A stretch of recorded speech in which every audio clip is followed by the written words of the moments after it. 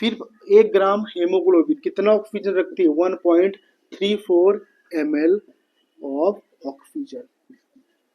कोई दिक्कत नहीं। ऑक्सीजन का मतलब O2 होता है, केमिस्ट्री में हमने अच्छे समझाया है। चलो, अब जो हमारे पास 100 ml ब्लड होता है, ठीक है। चलो, ये हमारे पास ब्लड ब्लड तो लाल कलर का होता है, दिखाओ लाल कलर का।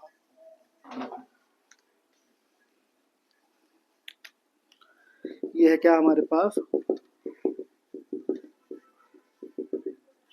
ब्लड, ठीक है। इस ब्लड में कितने ml है? 100 ml।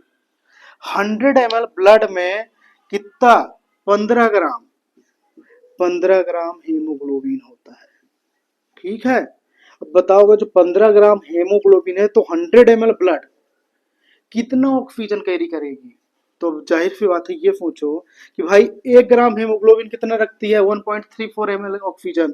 तो कितना है 100 ml ब्लड में हेमोग्लोबिन? 15 ग्राम।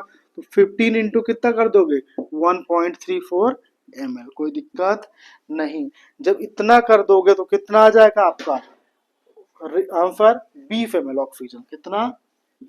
20 ml ऑक्सीजन, ठीक है। 20 ml ऑक्सीजन आया कि नहीं आया बताइए। अब आपको क्या लग रहा है 20 ml ऑक्सीजन क्या और पूरे शरीर को मिल जाएगा? नहीं। इस 20 ml ऑक्सीजन का केवल और केवल 25% 25% किसको सप्लाई होता है? हमारे सेल को ऑक्सीजन। यानी 20 ml ऑफ ऑक्सीजन, इसका कितना? 25%। 25% of 20 ml supply, oxygen supply to किसको सप्लाई होता है बताओ? बॉडी सेल, ठीक है। अब बताओ 20 का 25% कितना होगा? 20 का 25% मतलब समझ रहे हो? 5। 20 का 25% गणित में निकालोगे तो कितना होता है? 5 आता है। तो कितना होगा? यानी समझ रहे हो, केवल और केवल 5 ml। कितना? 5 ml। समझ में आया? तो अगर जो 100 ग्राम हेमोग्लोबिन है तो 100 ग्राम हेमोग्लोबिन से कितना ऑक्सीजन हमें मिलता है? सिर्फ 5 ml, ठीक है। पर अब सोचो इतने कम ऑक्सीजन में क्या जीवन का गुजारा हो सकता है? ठीक है। आज के टाइम पे 1000-2000 रुपए में कुछ नहीं होता। उसी तरह यहाँ पे भी क्या होता है कि 5 ml ऑक्सीजन में कुछ भी नहीं होता, ठीक है। नॉर्मली कंडीशन पे जैसे अपन बैठे उठे हैं तो कोई दिक्कत नहीं। पर देखा होगा कि जब कोई जिम जाता है, ये हैवी एक्सरसाइज करता है, तो उठते टाइम पे क्या होता है? ज्यादा डिमांड बढ़ जाती है बॉडी की। तो ड्यूरिंग हैवी एक्सरसाइज साइज, ये जो 5 ml है, ये 5 ml बढ़ के कितना हो जाएगा? 15 ml।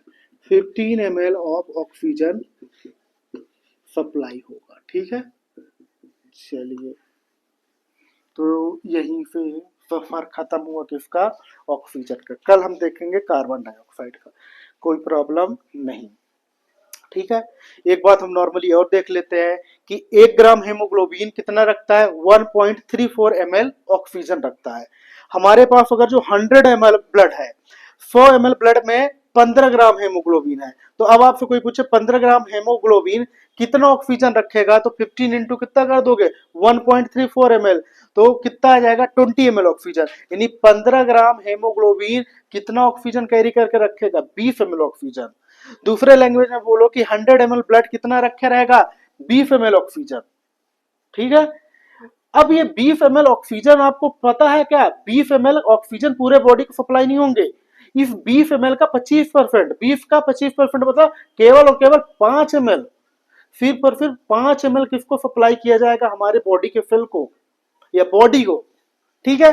पर जब कोई व्यक्ति क्या करता है, सामने वाला हैवी एक्सरसाइज करता है, देखा होगा कि जब पहली बार जाता है थक जाता है। क्यों?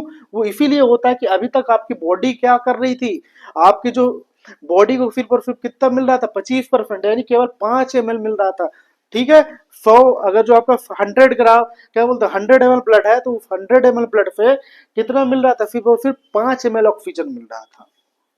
पर जब कोई हैवी एक्सरसाइज करने लगता है, कंटिन्यू करने लगता है, ठीक है, जब कोई भी व्यक्ति हैवी एक्सरसाइज करता है कंटिन्यू या फिर जिम वगैरह जाने लगता है, तो इस 5 ml में कोई गुजारा नहीं होने वाला। तो जहां पे 5 ml ऑक्सीजन मिलते थे 100 ml ब्लड से, तो वो बढ़ के कितने बढ़ा देते हैं, 15 ml, ठीक है। इसीलिए आपने देखा होगा कि जब अगर जो क्या हो कि अगर ये 15 ml न बढ़ाया, 5 ml ही रखे, यानी ऑक्सीजन की कमी आने लगेगी, तो ऑक्सीजन की कमी आएगी तो क्या होगा, पेन वगैरह चालू होने लगेंगे, ठीक है। पहली चीजें। दूसरी चीजें क्या होंगी कि दूसरी चीजें ये होने लगेगी कि आपको पता एनारोबिक रिस्पायरेशन होगा। ऑक्सीजन की कमी मतलब वो रिस्पायरेशन जो ऑक्सीजन की प्रेजेंस में नहीं होते, उसको बोलते हैं हम आपका एनारोबिक रिस्पायरेशन। तो एनारोबिक रिस्पायरेशन में क्या बनता है, लैक्टिक एसिड। और जब लैक्टिक एसिड बनेगा तो क्या होता है, वही लैक्टिक एसिड हमारे मसल में जाके डिपॉजिट हो जाएंगे, तो हमारे क्या करते हैं, हमें पेन करते हैं, ठीक है। इसीलिए जब जो भी व्यक्ति जिम जाता है तो उसको 5 ml, 100 ml ब्लड का 5 ml ऑक्सीजन नहीं मिलता, उसको 15 ml ऑक्सीजन सप्लाई होने लगता है, इसीलिए वो धीरे धीरे फुर्तीला हो जाता है।